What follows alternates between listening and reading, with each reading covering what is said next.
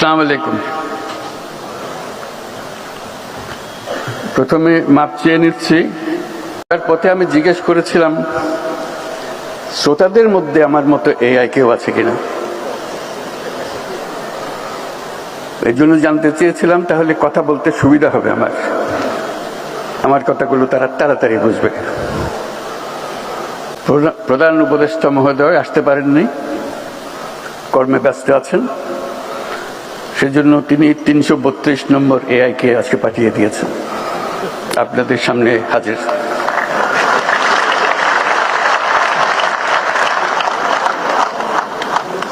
আমি চেষ্টা করব উনি যা বলতে চেয়েছিলেন সেটা আপনাদের কাছে তুলে ধরার জন্য। আশা করি তিনি সন্তুষ্ট হবেন, তার কথাগুলো আমি বলতে পেরেছি।